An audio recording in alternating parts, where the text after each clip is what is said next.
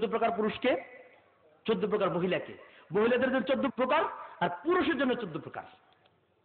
এদের মধ্যে যারা নাকি আমরা যেটা বুঝি সেটা নিয়ারিস্ট, যেমন নিজের আপন আব্বা থেকে শুরু করে উপর দিকে, সহজ উপর দিকে, দাদা, দাদার বাবা, এভাবে উপর দিকে, আর নিজের নিজ দিকে, নিজ দিকে মানে নিজের ছেলে সন্তান থেকে এইভাবে নিজ দিকে যারা যাবে, সহজ পদ্ধতি, সূত্র এটা।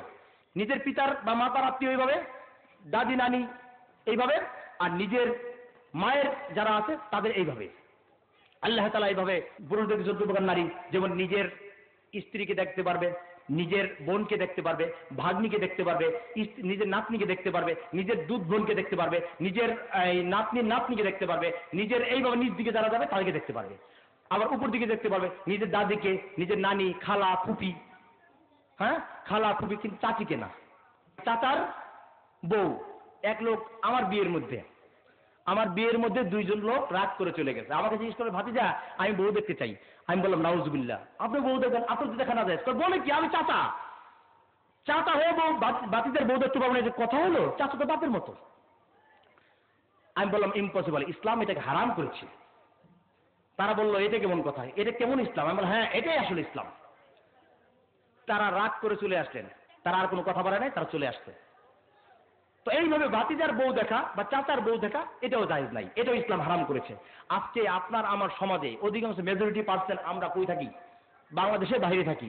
কিন্তু স্ত্রীর হাতে কি একটা দিয়ে গেলাম, কি একটা মোবাইল দিয়ে গেলাম। কিন্তু এই মোবাইল এমন একটা গুরুত্বপূর্ণ বিষয়, এমন একটা গুরুত্বপূর্ণ যন্ত্র, যেই যন্ত্রটা না হলেই নয়, অত্যন্ত গুরুত্বপূর্ণ যন্ত্র না। এটা কি বলেন ভাই? আল্লাহ তাআলার অত্যন্ত রহম এবং করম এই মোবাইল জিনিসটা তৈরি করেছেন। আল্লাহ তাআলা বান্দাকে হিকমত দিয়েছেন, যার ফলে বর্তমানে ব্যবসা বাণিজ্য, চাকরি বাকরি, খুবই গুরুত্বপূর্ণ বিষয়গুলো এখন অত্যন্ত সহজে জানা যায়, তাড়াতাড়ি জানা যায়। আগে তো একটা অবস্থা ছিল, আপনারা এই দোহারের মধ্যে, এই ঢাকার দোহারের মধ্যে যদি একজন লোক ইন্তেকাল করতো, 5 দিন পরে সন্তান বাড়িতে এসে দেখতো আব্বার কবরটা পাশে দেওয়া হয়েছে, কবরটা পুরানো হয়ে গেছে। ঠিক না ভাই? কিন্তু এখন মুহূর্তের মধ্যে আমেরিকা, লন্ডন, কানাডা, বিভিন্ন দেশে চলে যায় যে হ্যাঁ তোমার আব্বা যান এখন অসুস্থ, খুব অসুস্থ, তার জন্য দোয়া করতে থাকো। ওখান থেকে দোয়া হয়, বিভিন্ন জায়গা থেকে দোয়া হয়। ইমাম সাহেব হুজুর ফোন করে দেয়, হুজুর মসজিদে সকল মুসলিম নিয়ে এসে বসেন, হুজুর আমার আব্বার জন্য দোয়া করেন। এইভাবে গুরুত্বপূর্ণ বিষয়টা, তাই না? সাথে সাথে ফ্লাই করে ওই দিনই তার সন্তান হয়তো এই তার আব্বাকে দেখার জন্য আসে, আব্বার জানাজা শরীক হয়ে যায়, বলি সুবহানাল্লাহ। তাহলে এই জিনিসটা অত্যন্ত জরুরি না আমাদের জন্য? রাত অনেক হয়েছে, আল্লাহ রাব্বুল আলামিন যে কথাগুলো বললাম এই কথাগুলোর উপরে আমাদের আমল করার জন্য তৌফিক দান করুন। সকলে বলে আমিন।